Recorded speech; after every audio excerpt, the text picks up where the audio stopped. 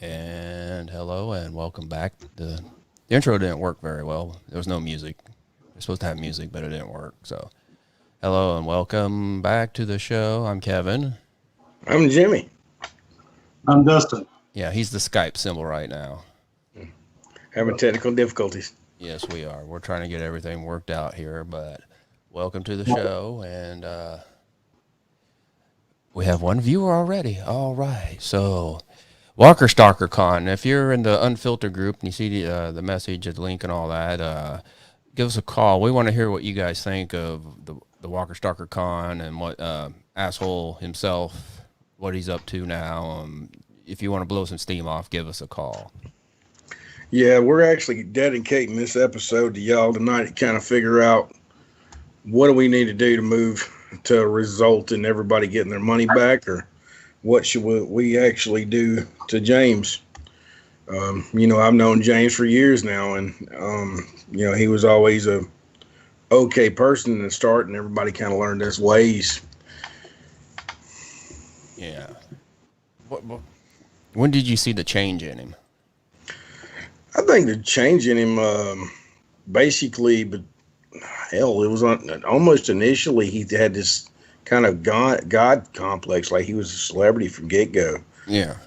He always thought that, he wanted to be a celebrity. That's why I believe he did this stuff. I think Eric, he actually wanted to kind of bring something to the fans, but I think James, he's the one that wanted to be the celebrity. Yeah, I kind of agree with that, because first time I met him and Eric, and Eric was the coolest dude in the world, and James was more worried about chasing around Kane Hodder that day. Yeah, I mean, he is pretty hot, though. You gotta know that Kane is hot. He's a sexy man right there. He choked me one time at a convention. Got a little wet in the pants. And to be the celebrity. Yeah, I hear you. I kind of agree with it. Oh, okay. Yes, what its signature move was. Yeah.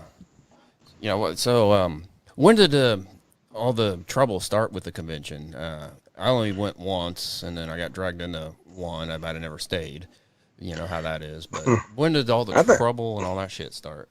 Well, you need financially trouble or just trouble? All the trouble, all the shit, Well, it happened about the first 2 hours of the first convention. You had James that basically stopped the line at, freaking Andrew Lincoln's line to let his kids come visit, and it shut down the line completely for about 2 hours. And I remember I got cursed out a lot by that. Didn't know what was going on until my wife told me at the time. And, but it was kind of crazy, man. You had a mask with 500 people in line, and James wanted to shut that line down to appease his own ego, basically. So I don't know, man. I seen it initially, but I mean, it is what it was, man. It was a James con. He basically got everybody that he liked, the celebrity, to come to get that convention. I mean, you never seen a freaking person of lost that come into a convention besides Walker Stalker, man. Yeah. Because that was his show. Yeah. Do you think I remember when you met them when they first started their podcast, and they came down to Sonoy and all that. And do you think he did all this just for himself, and then he got too big-headed and the money and just ripping? I think they met Melissa McBride, and I think that they talked to her and became friends with her. And I think that, they got her to come to that very first, I guess, gathering they did at the Alamo in Noonan. From there, it went to the high school, and Baker can get into the high school thing later. Yeah. But then, it grew from there, and I think he wanted to be just as much a part of it as Melissa McBride was, or Norman Reedus. He wanted to be that. Yeah. Yeah. So he more or less, he wants to be a star. Whoa. We think we fixed what we had going on. What's up, Mr. Baker? What's going on? There it is. Yeah, turn your volume down just a little bit. Yeah, Yeah, you got it. Yeah, dude. You're good. You're good. good, but you're there. You made it to the show. Oh yeah. So this is Mr. Baker's first podcast. We're working through all the kinks with him. Yeah, we're How you getting. doing today, Mr. Baker? Doing good, buddy. How are you? Doing Yeah. great. Now if we get him, there he is. Now he's on the screen. Hey, Hey, yeah. boom, Oh, we're boom. all there. All right. Sorry about that echo there, but hey, we don't know what the hell we're doing. Yeah, it was my fault. I had it pulled up on the internet and then the app, and it kind of, Yeah, that's cool. Got you now. We're not It's the professional. first time, man. You're that good, was man. it's what happens when you invite an East Tennessee redneck to a technological video session. So, Got you. Oh, That's your boy, there you go. Mr. Bush is calling. Yeah. You go. They cut off my stuff. I think I want to know a fan's point of view, Baker, because I actually work for the tours. Yeah. I work for all this stuff, and you were a fan at that time. So, what did you think when you first started hearing about Walker Stalker? first started hearing about it in what way? Like the Like initial convention? the excitement of it, Oh, yeah, 'cause I the remember. initial hearing that they were going to be actual convention for your favorite show. Oh man, it was absolutely it's phenomenal, because the one thing that I've always said about The Walking Dead, and the reason that I feel the show, not that it's not a good show, because it definitely is, it's my favorite show of all time, but the one thing I think that connected the people together was the ability to feel like that you belonged. You could come down, you could watch filming, you could partake in it, and so when you hear about the conventions, it's like, wow, now I get everything in one roof, and I'm not standing out in the sun 16 hours a day. Yeah. I pay a fee, I come in, and I mean it was awesome. It was a great idea, and I was very excited. I didn't get to attend the first one, but I went to pretty much the majority afterwards. Oh yeah, because I remember where were we at? Me and my wife went to the mall, and she's all remember the little pamphlets they put out, and she's like, "Oh my god, yeah. oh my god, oh my god!" I'm like, "Oh god." But yeah, the first year was pretty cool, because that's probably about what 5 or 6 months after we met you and your ex-wife, right? Yeah. I mean, I remember James actually called me and Marlene on the phone, him and Eric, and he said, "Hey man, we got a Kickstarter." Yeah. He said, "We're gonna get this big mural with everybody's name that put money toward that Kickstarter, and we're gonna make a plaque of it. And we want y'all to be on that plaque." And they made it be a big thing. And we're like, "Yeah, man, we'll do that. That sounds awesome." He's like, "We want to pay respects to y'all because y'all did it first." And Yeah. we're like, "Oh, awesome." So he turned that around, and I think he more or less made us to where we were like almost, I want to say after about second convention, he made us to where we were a bad thing. Like, Yeah. us going out there and doing what we were doing, even though we did it with him, it was a bad thing to go out to set, and it was a bad thing. And it made me feel like he didn't want us around. And it's like Leanne and him both blocked me on Facebook. And at the time I was like, what in the hell? I didn't do anything to them. But I think back now, I think that I was seeing a lot of stuff that came to light later. Yeah. Like everybody sees James for what he is now, and hell, I seen that like 7-8 years ago. Oh, It is what it is. So another question to you, Mr. Baker. Yes, sir. Did you ever lose any money to that convention at all? I did, yes, actually. There was, I don't remember exactly which one it was. It was out west. I don't remember which one it was, but I had paid some money, and basically I got exposed due to the nature of my job to some toxic chemicals, and was having severe lung issues, and the physician said, you don't need to go anywhere, even if the pollen count's high outside, you don't need to go outside. And at that time, that's when they were having all the California fires. And so it was very dangerous for anybody that lived there that had asthma or anything like that. So I basically wrote into Walker Stalker, and I said, hey, I've got a medical reason that I can't go. I gave them a couple months notice. I said, I'd like to go ahead and get a refund or a credit or something like that. They said, oh yeah, we have no problem processing your refund. Next thing I knew, I never heard anything back. And I had bought 2 very expensive tickets and autographs and all sorts of stuff. I'd say probably 1,500. I think is what I spent, maybe give or take. Man. It's been a couple of years. I apologize. I don't know off the top of my head, but yeah, it's See, pretty. yeah, that's what I'm talking about. It's like the craziness of it. It's like I would be devastated if I lost that much money. Oh yeah. And how many people lost money to this asshole? It's been quite a bit, man. It was crazy amounts of money. Yeah. Yeah, I know. I know we shared it to a group. What is the group's name again? The Unfiltered group. Yeah. The Unfiltered group. Y'all have any? Stories like Mr. Baker here? Call us. We got our number. Mr. Kevin's going to show you here in a second or tell it to you. It's right there at the bottom of the screen. Let us know. Yeah, let us know what happened to you because I'm interested in it.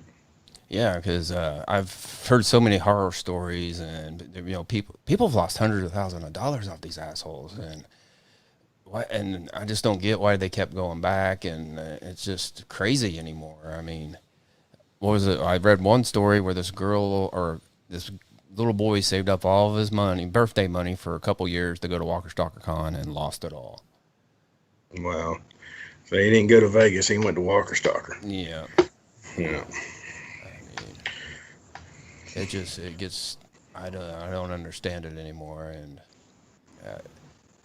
explain it to me if you guys can. Yeah, I mean, how could you steal that much money and keep stealing it and rip people off, not pay the vendors, and wow. And it just, to me personally, I go back to what I said earlier. You've got to stop and think what this show meant to people.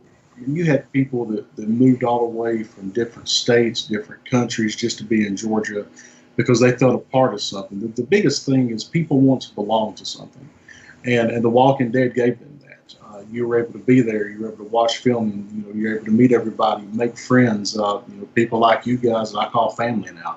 And so, when you see that that's the connection that it has, and then you have someone in control like James, and you know that that's how it got started because he was there at the beginning, to do that and to take something that meant so much to so many people and just destroy it or not manage it correctly, guys, I have no clue. I mean, because that affected people's lives. I mean, people took, they took the vacations that they used going to Myrtle Beach and Disney. All of a sudden, boom, now you're going to Walker Stalker. Oh yeah. Kind of like, you affected their free time in their life. You affected, all these changes. And I don't know how one does it, I guess, is my answer to you. I didn't mean to ramble there, but I don't know how you couldn't go to bed at night.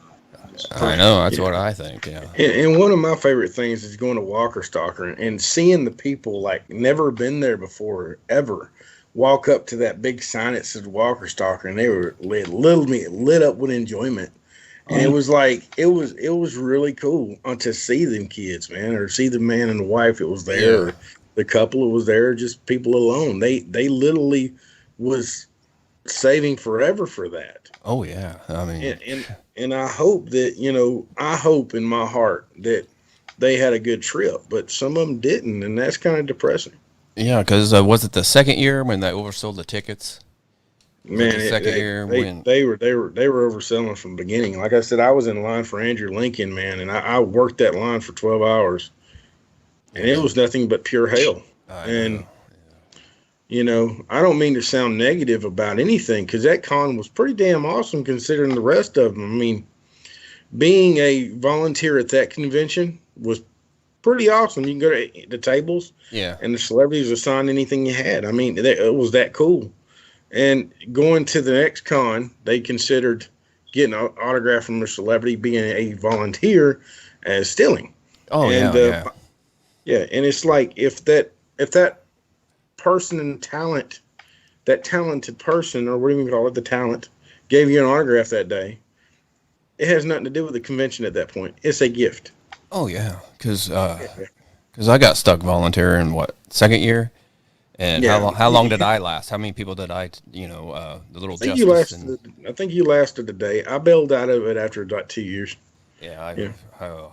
I mean, they wouldn't even give the volunteers the cold ass pizza from 2 days ago. I got in trouble for going in the green room and taking all the food and bringing it out and water to everybody. Yeah, I got in trouble for that. Yeah, because you gave zero fucks and you didn't Yeah, didn't I act didn't like you give a did. shit. Yeah. So, Yeah. Mr. Baker, how you like the show so far?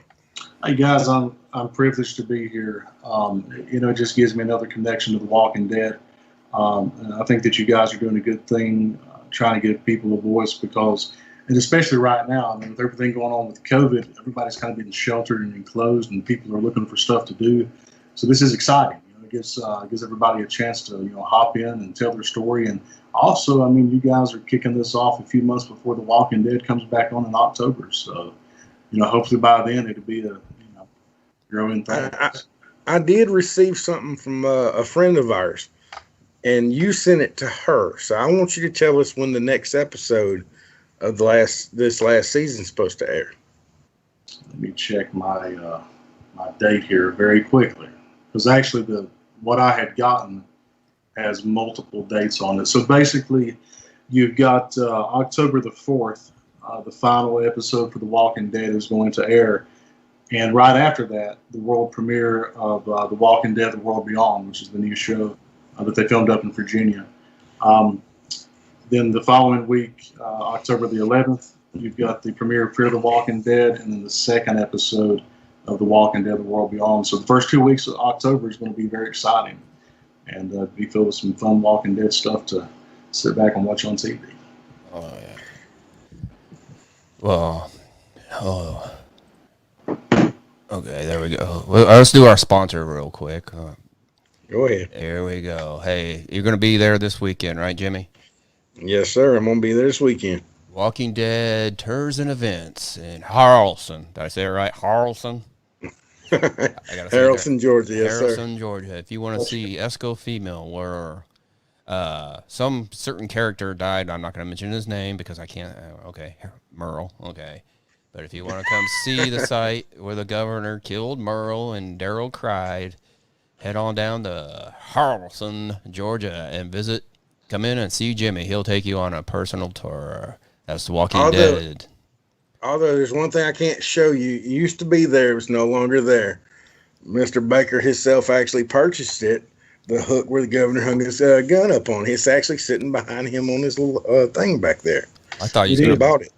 the what glass of tea that's been sitting there. Well, that glass of tea, that thing's been gone. But Yeah, I was looking for somebody. Yeah, he bought the hook. Yes. Yeah, he bought the hook. There. You have to have iconic pieces of memorabilia, especially when something means so much to you. But no, this was actually it was pretty cool because I thought that particular episode, with the Rick and the governor in it, with Rick and the governor basically, I thought it was pretty iconic and kind of showed how the world can be because the governor hangs his gun up and he's got a gun taped underneath the table, so it's kind of one of those double-edged things, and it's just pretty cool. I want to hang my gun on it, but I'm afraid to hurt it, so I kind of leave it there. But no, seriously, let me go back there 1 second, guys. Talking about Harrelson, I'll say this, and no, I'm not just saying this because it's the first time on the show and Jimmy's here. If you can take a chance to go to Harrelson, it is probably, it's top 3. I'm going to say top 1. Jimmy may not believe me. He'll think I'm just saying that because he's looking at me on the computer. But great place to visit. There are so many episodes that were filmed there, so many iconic things that took place. And like I said, to me, when Rick met with the governor, that was a huge turning point, in the show. That is ultimately what led to everybody being kicked out of the prison, or pushed out of the prison, I should say, and led to all types of travesty that now our heroes are still experiencing. But it is a great place. It's a fun tour. Jimmy does a great job, and you get to see a lot of stuff, and it's just a nice little community to be in. So, oh yeah, awesome. When you go take a tour, I appreciate it, guys. Times like I have, and you get a chance to buy things like this or acquire things like this. Go find stuff. You found some stuff out there too. Oh yeah. You can find bullets. There's all kinds of. I won't get into that. I'll let Jimmy handle that. Maybe when you guys come down and take the tour, they'll kind of fit it in. But it is one of the nostalgic places to go as far as. Actually, we already covered the bullets on here, but we want to hear your aspect of that.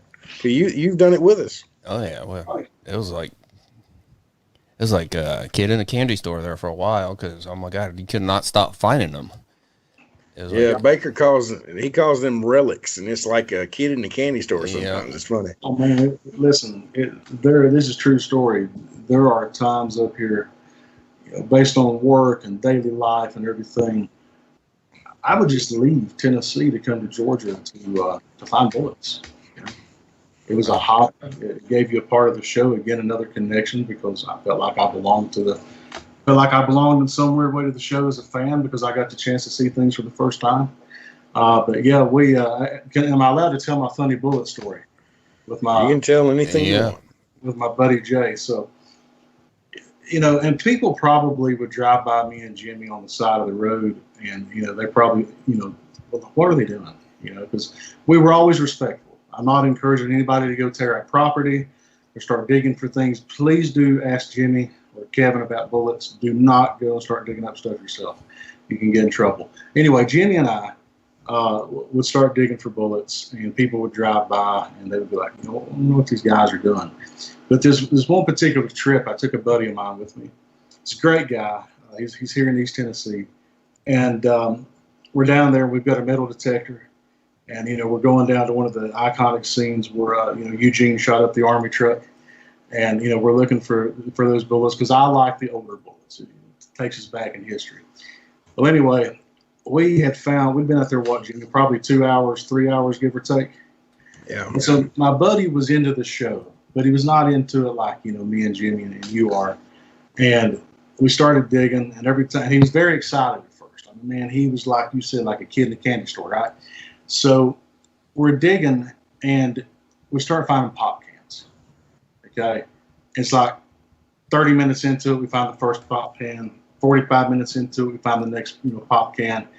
And finally, about halfway through our digging adventure, he's like, boys, he said, I've been around a long time. And he said, I dig a lot of ginseng up here in the mountains. And he said, I find stuff really easy. He said, y'all ain't finding no bullets. He said, I tell you what you can do. He said, why don't y'all say that we're looking for pop cans, and maybe we'll find some bullets. yeah. I was like, that's, but yeah, we kind of burned it. But it was funnier if you were there and you were sweating, fighting the bees and the fire ants. But at the same time, when we did find a bullet, he about lost his shit. Yeah, I mean, seriously. I still to this day where I'm accused of throwing it down there. I'm like, Yeah. man, so you saw it firsthand. It was go. Yeah, Jimmy actually took the small shovel and made sparks. He's like, oh, there's one right there. And my buddy was like, no, he hit a rock. Yeah. So, Oh yeah, that was the fun times. Yeah, sometimes it would take a long time to find a bullet, and sometimes you couldn't stop finding them. I've spent days. I've spent entire days, sun up to sundown, looking for a bullet on a weekend, and then had to drive back home to work. So yeah, when you find them, it's pretty good. Oh, because I remember first time me and you did it, Jimmy. We kept, oh my God, how many we find that day? Well, we found a crap load. That's because we had just first started doing it, Yeah. and nobody had looked for them at that point. There was only me, you, and Baker that was doing it. Yeah. I think when everybody started looking for them like we were, that's when they became harder to find. Yeah. But we found about, I want to say about 10 just in that, maybe 45 minutes? Yep, right there in that little spot, or right there on the side of the road. And then we found a couple in the road, right the side of the road. And I think when me and Baker went back down there the second time on that certain road, they had just repaved that road, so it knocked some of the dirt up, and they were actually bullets in the dirt. Yeah. Yeah. But that didn't last too long. Then everybody else and their brother started getting on it. I mean, we had, it was free. It was like, and now it's like, good luck finding anything. Because we even went down by that one place where we found the 45 blank cartridges, the shells. Yeah. And that was pretty cool because that was out in the middle of nowhere. That was from when Glenn was all by himself shooting the zombies. And you remember that? Oh, yeah. Yeah, we can't say where that location is, though. No, I stopped right before I said that. I slowed down on that because I was like, shit. You can't say where that is. Yeah. But yes, we literally, I think Baker's got them still. Like, I've got rid of a lot of my bullets, but Baker probably grabbed some right now. Oh, yeah. That's what I'm doing. Yeah. Looking for a very iconic one too. But it's a thing where anybody can come down and just have a blast. You don't necessarily even have to pay for a tour. I would say that because that's what I do for a living. But in all honesty, all you have to do is just come down, and the locals down here will accept you. Yeah. You do have those buttholes like you do everywhere, Oh but yeah. for the most part, I mean, we're all big family down here. From everybody from people in town to Jose. Jose's the walker that walks around Sonoya. Oh yeah, I Uh, forgot about him. yeah, everybody gets along and everybody's pretty cool with each other. Oh yeah. And hey, if you're out there listening, you can give us a call. The number's right down there in the bottom of the screen, 440-276-4670. If you want to tell us how much you hate James and the Walker Starker Con, please give us a call. We want to hear what you have to say. Yo, look at Baker's little collection going on there. Ain't that cool? Yeah. Got all kinds of shit. Stuff pops back into the picture. Yeah, so we found some pretty cool bullets, but I actually have a very iconic one that is one of the rare Andy Lincoln bullets. Oh wow. 44 Magnum. That was actually given to me by someone from the show. But Nice. these things are very far and few in between. But we've made them into cute little keychains and necklaces and stuff But I've got quite a few. It's been many years of treasure hunting, as I call it. Yeah. What's the coolest thing you guys have found? Just, I remember you found something in a dumpster one time, Jimmy.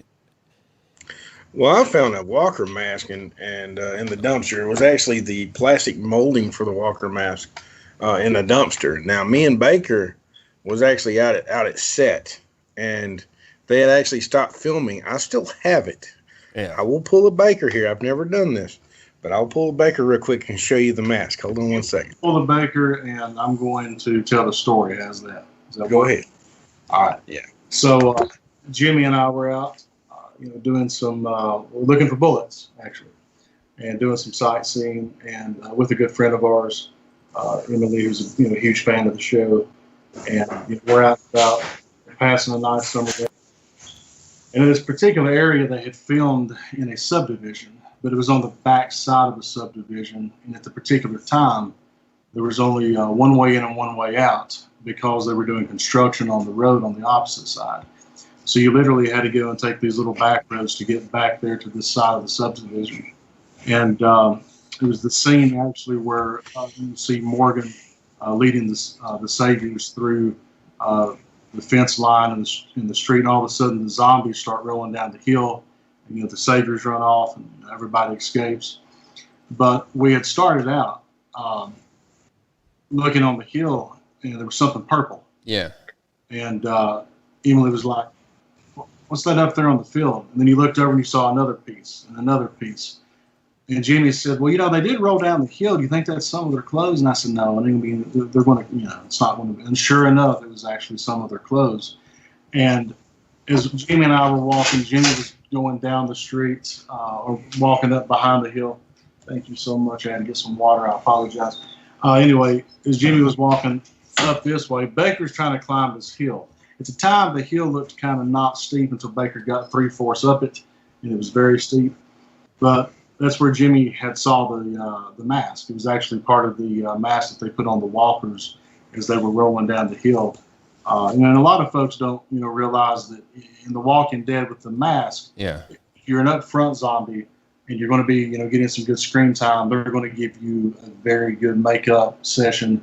But some of the folks in the back, it's the background actors, they're going to have, it's going to be visible, but it's only going to be in your eye for a second on TV, and they'll use masks like that.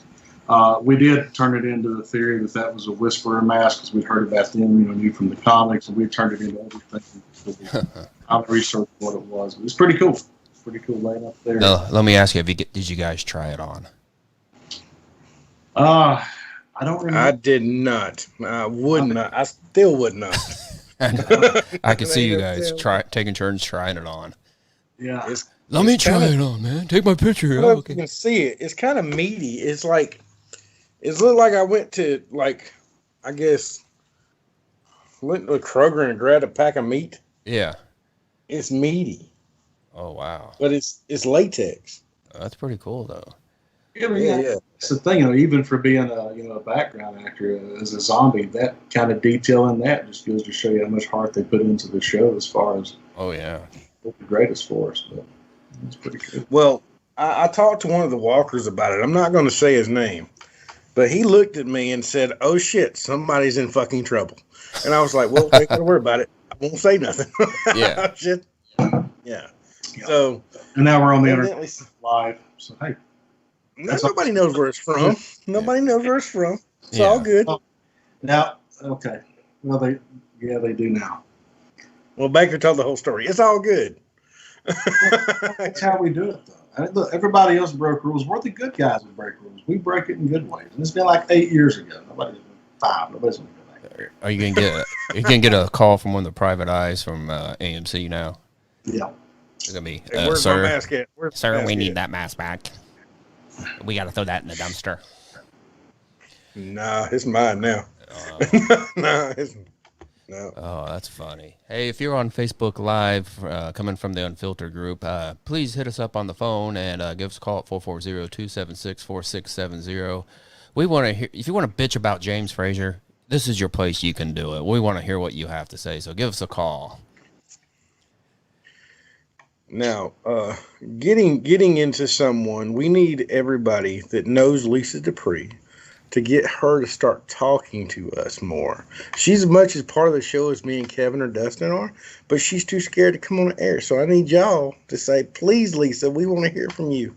Oh, I'll probably get a text from that one now. Hold on. Well, tell her we love her, but we want to hear from her. That's funny. Oh, let's see. I'm going to text her for you. Tell her to call the number. She just blocked me on Facebook for that comment. I'm kidding. Yeah. Lisa's for those of you that are listening that don't know, Lisa is a huge, she's family, first of all, and she's a huge fan. And she's one of the folks that, for years we've talked to and grown with, and she loves what we're doing here. We want to try to bring folks on. I know it's my first day. I'm saying but these two gentlemen here, we want to try to bring folks on that we care about, make them a part of it. And, Hey, we just got, let me go back to it. Christopher in chat said one thing he gained was a lot of good friends from The Walking Dead. Hey, Chris, a big shout out to you. Thanks for joining us. And if it wasn't for Walking Dead, I wouldn't know these two characters here at all. That's very true. Can I get the link for the Facebook Live so I can share it as well? Yeah, let me send it to you. I got you. Yeah. And Chris, if you'd like to give us a call, and hey, give us a call. Yeah, I think no pressure to Mr. Chris, but we love to hear stories. We'd like to hear about some of the friends you've made and some Walker Stalker experiences if you've had a chance to go. Yeah, because if you think about it, I mean, how many friends have you made from the show? I mean, everybody I know, just about. Yeah, everybody I know. Yeah. Everybody's connected one way or another. Everybody knows. Okay, knows Jimmy. Someone knows Baker. He knows me. This, that. Oh, okay. It's all just one giant family. Experience. The chance to go. I'm sorry, that's my echo to the live one. That is twice up. I'm going to get fired the first day. Yeah. Better getting fired on your day off. Oh yeah. Sure. How do I share it? You're good. You're good. I share it through my phone. I always send out invitations through my phone. So yeah, let us know what The Walking Dead did for you, because it gave me, me and my wife, we're new to Georgia. We just come from North Carolina.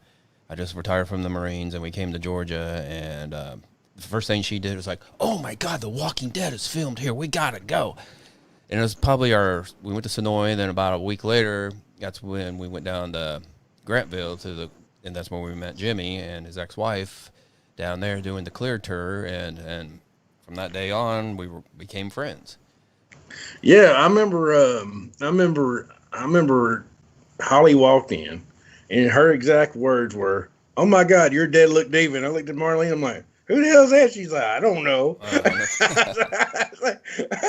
And all of a sudden, Kevin went on the tour with us and everything. We're like, "Okay, we're hanging out." Yeah. Mr. Baker was kind of similar. He kind of came on the tour with us too and started hanging out. The difference was he was in Tennessee, and I didn't get to see him that much. Because I had this issue with crazy fans after a little while, so I got a little nervous to hang out with people for a minute. Oh And yeah. Baker was part of that little issue. But I'll let you explain that, Mr. Baker. Don't get me into the school of the first show, Jimmy. All right. Now go ahead. You can say anything you would like, Mr. Baker. Yeah, like, Let me do my post here, and then we'll. And what's up, Dell? Hey, Dell's hitting us up in the chat. What's up, Dell? What's going on, man? How you been? Give us a call, man. Dale, the legend. Dale, I owe you money too. I'm sorry. I'm going to get that to you very shortly. Dale has some pretty cool. They're called the dead cards. A lot of the guys that's been on the show, and I think Mark Roberts even does fan cards. It's just pretty awesome that I've got to get some of Dale's from my collection. Also, Dale Boswell. Go ahead. I'm sorry. We got to overthrow each other. Dale Boswell actually does his own tour too. Anybody wants to know about his tour, hit him in the description. He'll hook you up. Sorry about that, Mr. Dustin. You can talk, buddy. I didn't mean to overtalk you. I'm sharing this to some nice groups right now. Oh yeah. Now, you kind of mentioned a little bit like the fan art. I've seen some amazing art some of the fans do for the show. Oh my God. Was it the second year of the Walker Stalker Con? Some lady brought this beautiful, awesome painting of Daryl in and gave it to Norman. I was like, why are you giving it to him? Keep that damn thing. That thing was badass. Yeah. That's how we met Oscar, man. Oscar did a print just for Dustin. He drew him as Constable in The Walking Dead. That's exactly what just happened. It did. Right. Actually, I've got it right here. Let me finish my last share. Oh, and not to mention, there was this teenage girl that come on my tour one time, and she done these murals like the ones in Jamie's shops, not Scott Spillman, of course, but like her, the ones where you see them from the side. That was done by a 15-year-old girl. Oh, I mean, wow. you never know what they can do, and there's some pretty good people to do it, man. Oh yeah. And sorry. Last time, I promise. Yeah. Last time. You were good. You were good. We're gonna buy you some headphones, okay? We got to get some headphones. You need to get your Xbox headphones and use them. It will kill a lot of that feedback. Okay. I'm sorry. That's all right. Perfectly fine, man. You're perfectly fine. Is the feedback really bad? No, you're good. You're good. Go. No, you're good. No. Trust me, I sucked really bad for a couple episodes too. I did a Q&A with them. Yeah. Yeah. Yeah, no, we were talking there about, before I interrupted, I'm sorry, Oscar Rodriguez, Oscar's Red Hat, phenomenal guy, phenomenal artist. He actually done something very kind for me. Here in Tennessee, I'm actually a constable. That's state law enforcement. We're appointed by voters. And those are used, a throwback to The Walking Dead. And when Rick and his group got to Alexandria, Deanna, when she was giving out jobs, she finally told Rick, she said, I want you to be our constable. That's what you are, and that's who you are. And but I just very luckily got reelected to that position. And my good buddy Oscar has actually taken a lot of time and effort to put into putting me on one of the Walking Dead comic covers. That's pretty cool. But it's actually on my Facebook page and a couple other places. But phenomenal artist and longtime fan. And actually, he is also on the show.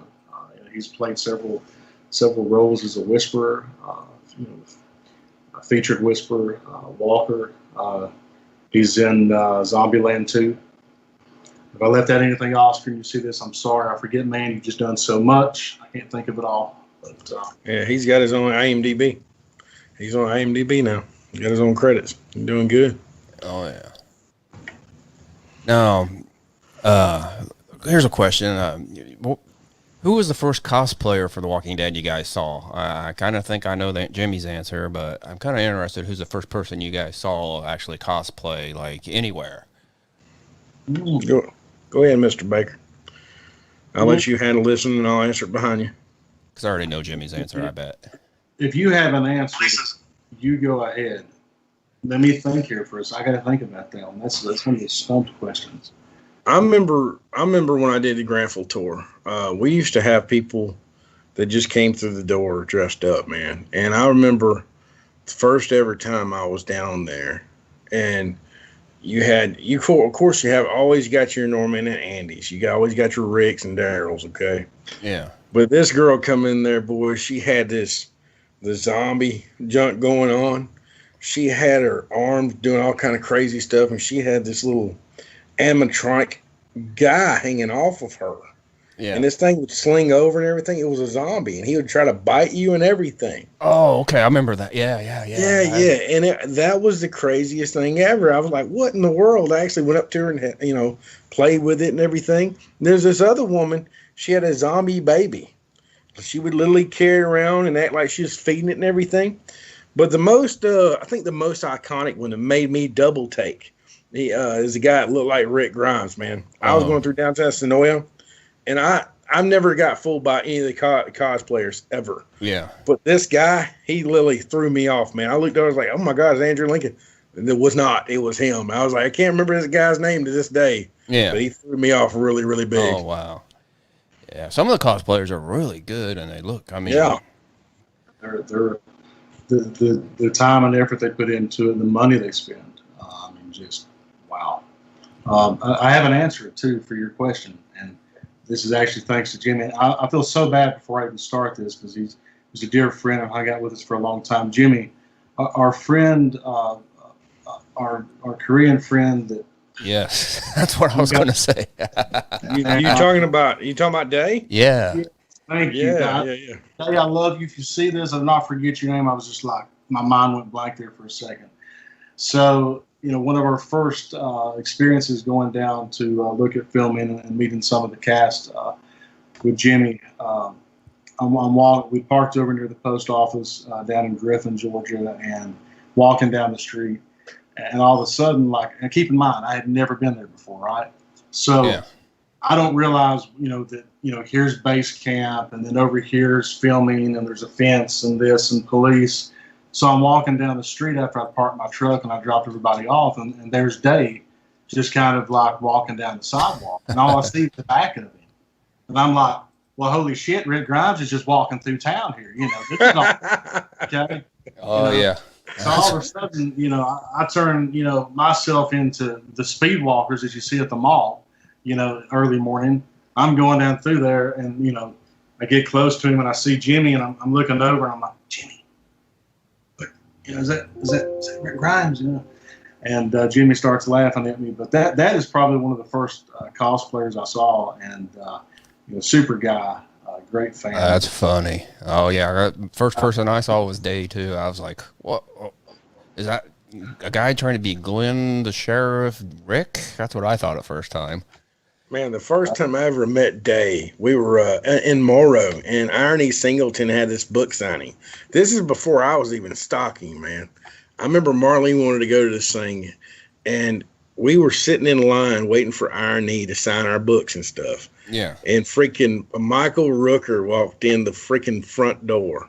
And he hid behind us, and he goes, look, we're trying to surprise Irony right now. And old Homer walked up, of all people. And he was shaking. Homer was shaking like a leaf, boy. He got this nervous tick. And he goes, can you sign my stuff? And Mike looked at him. He goes, I'm talking to a damn woman. You leave me alone right now. I was like, okay. So Daquan come over there, and he was just starstruck and everything. We all hung out with Day. Yeah. And then we actually told Day, I was like, man, we need to hang out. So he wants to come down to Sonoya. So he come down there with us, and the cops actually pulled up next side of him and said, you can't impersonate a cop. This is Walking Dead hitting big. They tried to lock his ass up for that outfit, man. That's funny. That's funny. Hey, Oscar said, what's up? Thanks for the shout out, Dustin. And what's up, Jeff? And What's going on, Dell and Yep. Dan? Everybody, what's going on? Yeah, Jeff, Dave was a character and a half, man. Yeah. He's the funniest guy I ever met. Oh man. Hey, since Oscar's on here, I got to say something, okay? The first time I ever met Oscar, we were sitting in Grantville, okay? I just drove up. I was coming from work, going to the tour, okay? So when I got down there, I get there and I look up top of Morgan's apartment, and this SOB is up there jumping up and down, okay? He's like, yeah! I was like, what the hell? I went over to Marley. I said, who the hell let that dude up there? She goes, it's just Oscar. You leave Oscar alone. I was like, oh, okay. She goes, he just took my tour and he's awesome. I'm like, Oh okay. man, that's funny. That's how I met Oscar. He was on top of Morgan's apartment. I would expect nothing less from him if that was the first time I met him too. He's that guy. He's the guy that you want at the.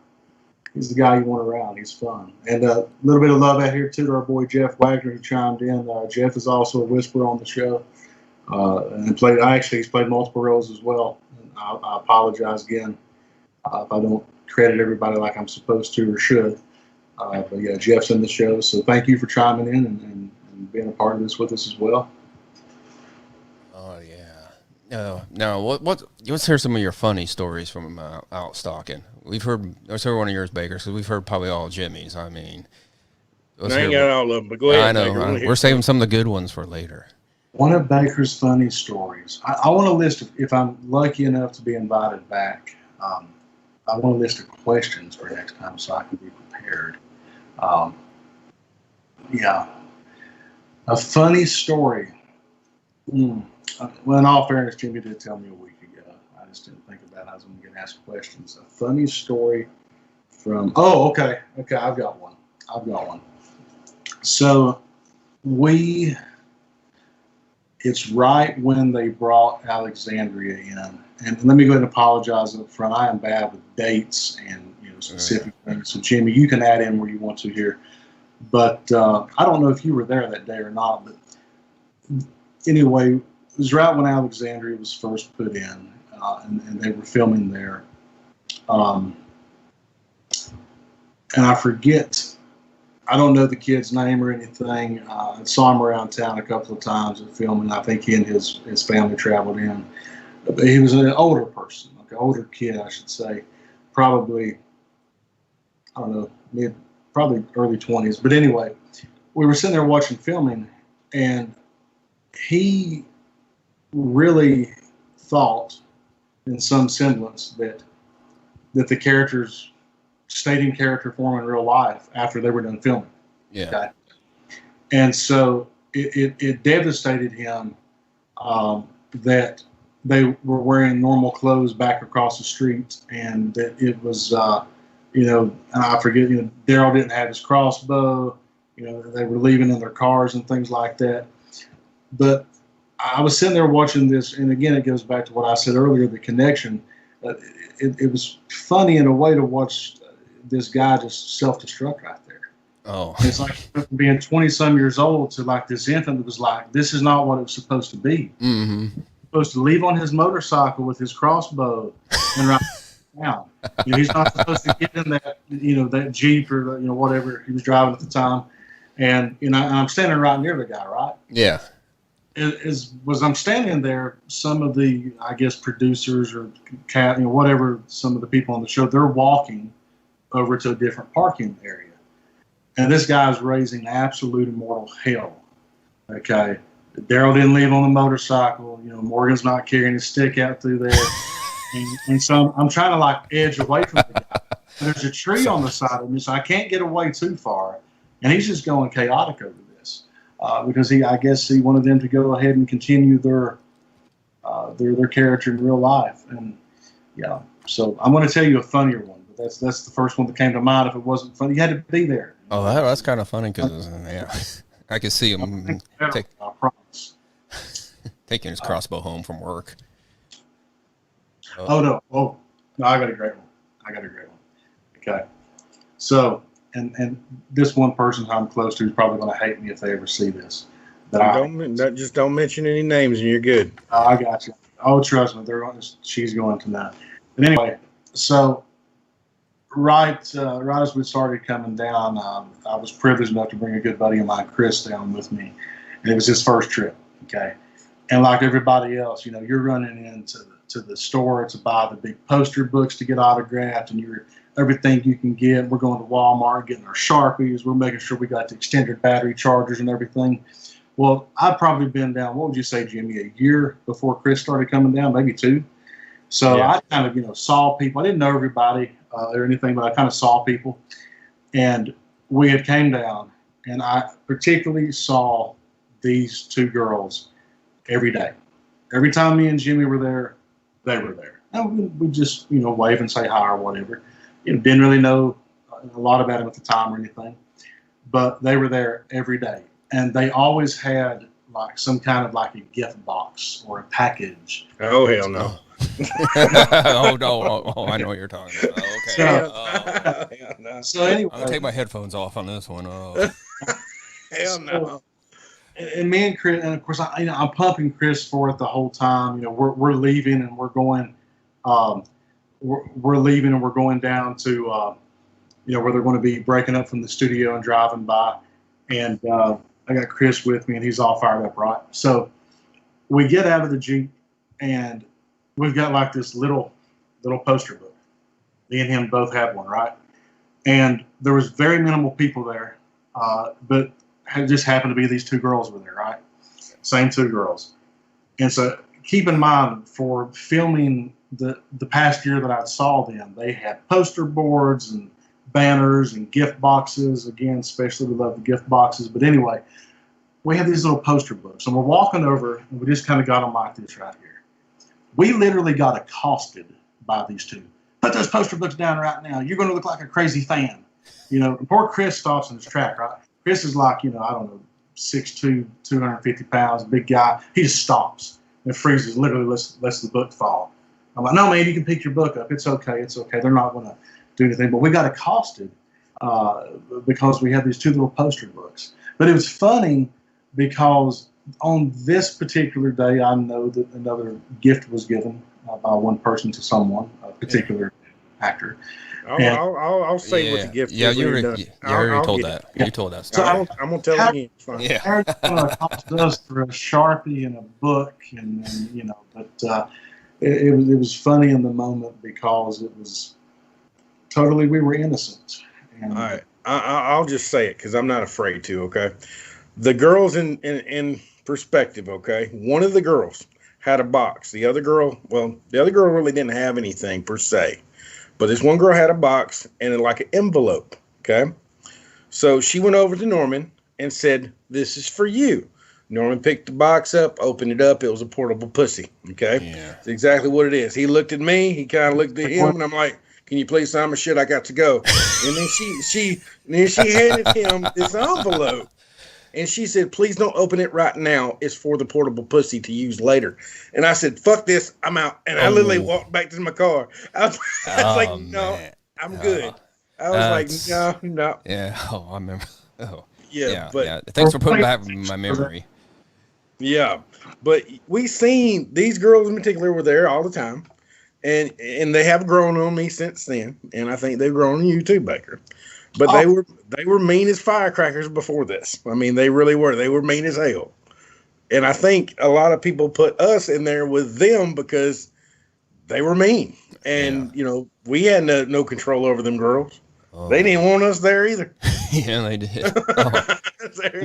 I'll go ahead and put out my disclosure now so I don't get beat if she sees it. One of the young ladies is by far probably now she is. She's one of my best and dearest friends from down there, and I consider her family. And we had a chance to grow close and everything. But they're one of the first times crossing her path that, a little awkward. But, yeah, she's awesome. I love you. I'm saying nothing bad about you at all. I swear. You did not give the gift. You have nothing to worry about. It's all good. Just saying. Oh. Hey, if you have any crazy stories, I know we got some people out there listening. Give us a call, 440-276-4670. Let's see if you can top that story right there, because that's the craziest story I've heard so far. I'm seeing all kinds of folks, guys, that we know. We got Christina Fernandez on here. Christina, give us a call in. give us a shout out. Let's hear your stories.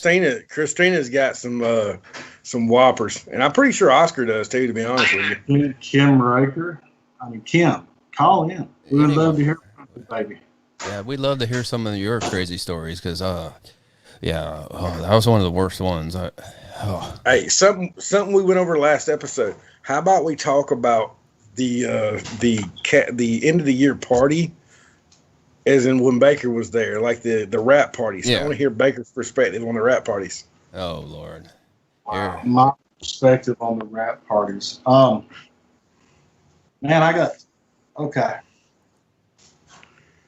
like the first one in general. I mean, the first one I came to, I should say, or just what.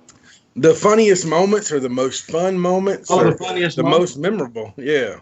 So going back to my boy Chris, who Chris and I do some private security work and things, and there was a job that he had to grab his hair and his beard for. And honest to God, the dude from a decent way away kind of looks like Daryl. So anyway, we're at one of the rap parties, right? And literally, he's smoking with Norman. He's over there smoking. And do you remember that, Jimmy?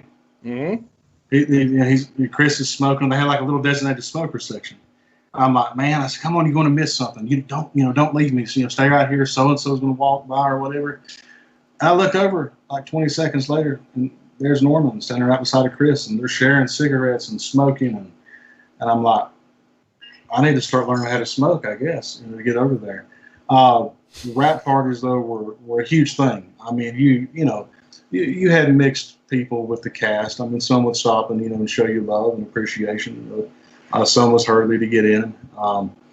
But those things could turn. It was almost like a Kiss concert or something. Those things could turn brutal. Shit, yeah. You ain't kidding. You ain't kidding on that. People would hide in the bushes, and hop out to try to get somebody. You would, and I mean, of course, respectfully, you would see the cast sometimes at their finest moments after they've been celebrating and winding down. Yeah. And I mean, that's just one of parts of the legacy things from the show. Some of those memories I'll never forget. I'll keep thinking here. I'm still thinking of funny stories and funny rap party stories. The lady, I remember this. I remember a fan, and this was, Jimmy, you'll remember this. Craziest thing at the rap party. This lady had got to the rap party late, and she was a fan because we saw her filming, okay? Yeah. And she had tried to meet some people there, and the casts that were coming in didn't have any success. I don't remember, Jimmy. Did somebody bring her a baby, or did she have a baby with her? All right. We're talking about the blonde-headed girl, right? I think so. All right. I'm not going to say any names. I'm not going to point any fingers, elbows, nothing. Seth was actually talking to this girl beforehand. Mm-hmm. So I think Seth kind of invited her up there. Okay. Yeah. And when she got there, Seth actually brought her in, and a lot of the fans got jealous of it. Yeah. So I'm not. For a second, I was like, if that's all I knew how to do to get in was bring a baby, I'm looking around like, who has a kid here? No, when I got sick, I used to do autographs. Sick or something, I don't remember. Yeah. But now that changes my perspective on the story. I didn't know it was Yeah. You got your boy Chris Canner on here too now. Oh snap! Yeah, Chris. I just talked about you, but I don't know if you heard that or not. You need to call in and give us some stories. Yeah, phone lines are open for about 10 more minutes, and we'll be out of here till next week. I'm gonna start calling people myself here in a minute, making them get on. They want to talk to us. They're talking to us. They're scared. It's okay. We understand, Lisa Dupree. We love you. We love you. Got us blocked on Facebook, Insta-tweet, Faceagram, and probably have a cease and desist. Lisa Dupree is just as much as this show as anybody else. She's just too afraid to get on here with us. We love her though. And hey, you can find us on YouTube. You can find us on Apple Podcasts, Spotify, iHeartRadio, and all that other crap. So if you get bored on your drive home, want to listen to three idiots talking about The Walking Dead, give us a listen. Yeah, we're the three idiots. Okay. So, Okay, you're speechless at that one. I do want to go ahead and get something out of the way while we're sitting here. It's Baker's first episode. Baker, I want you to tell them, because I know you're going to get into it anyway, of what happened at the school. oh man. So, wow. I'm gonna need. I need you to put up like a GoFundMe or PayPal because I'll probably need therapy after this again. So, and one of these episodes, maybe I'll get into a little bit of a background story of how I got into The Walking Dead and stuff, because that'd probably be way too long for tonight. Probably need a good 10 minutes for that. But anyway, as Jimmy said, I first come down and I met Jimmy, and it was really nice. You know, the lady at the Woodbury shop introduced me to him, and she was like, he's a great guy, and Jimmy took me over to Grantville and gave me a world-class tour, Morgan's apartment and everything. And he's like, yeah, man. He's like, anytime you come in here, call me. I'm like, cool. Well, that particular summer, I didn't have a lot of things going on and had reasons to not to. And I came down a lot, probably every 2 to 3 weeks, every 3 weeks on average for the whole summer. So Jimmy gives me his phone number and he says, call me anytime you're down here. And, Jimmy said earlier he had an issue with crazy fans or crazy people. It took Jimmy a year to call me back. A year. Okay, this is true. Jimmy's already blushing. He's shaking. So, and I was okay with that because you know what? We're brothers now. We're family. It's all good. But here's my one thing that terrorizes me. Okay. During that year that Jimmy doesn't call me, they're having some kind of a premiere at, Noonan High School, where of course that's the famous place. It was the FEMA camp where, Otis died. And they had it there, and you could walk in, and you could watch the show, and you could just be around people. And Dustin missed that because of Jimmy. And it's my fault. My fault. And I love that place. I mean, Jimmy doesn't live far from it. I actually get up some mornings and drive down after I get breakfast and sit in the parking lot of the high school and eat breakfast. I'm like, yep, there's where Otis died. But I could have been there. I could have been in the gym. I could have been with the cast earlier than I was, all kinds of fun things. But the funny thing about it is Jimmy will start telling me that he knows it's detrimental to me. Because, guys, I got a love for The Walking Dead like no other. I would venture to argue I'm one of the biggest fans. But Jimmy knows that this is detrimental to me. And he just brings it up at random, in innocence, telling people about, what's happened and what he's experienced. Every time he does, I get this little, tingle in the back of my neck. And it's like, I just kind of quiver. I'm like, go ahead, Jimmy. Go ahead and keep telling how fucking cool it was, buddy. You'll be here in a minute. You'll have to walk home. Well, the thing you got to realize, Mr. Baker, I was going through all of this. I was in Grantville. I had Patrick. I had Kaylee. I had Marlene to deal with. I love you, but I had a lot under my plate. It's all good. It's all yeah. Oh, maybe one day he'll take you. If you'd be really nice. I have took him. I have tried to take him several times. Every time I take up because my kids go to that school. Yeah. So anytime I try to pick him up, take him off, anything, I'm like, let's go to the school, Baker. Baker's like, I got better stuff to do. So that's exactly what happens. It's always the day that I drive from Tennessee down, which is like 4.5 hours. And then I get there and I'm happy to see Jimmy, and it's, hugs, and we're watching TV, playing video games, whatever. And so we go to bed at like 4 a.m. and then Jimmy's up at like 6:50 and I'm asleep on the couch, and he's like, hey, you want to go to the school? I don't know if I've had an hour and a half of sleep. They're going to lock me up if I go to the school looking like I do.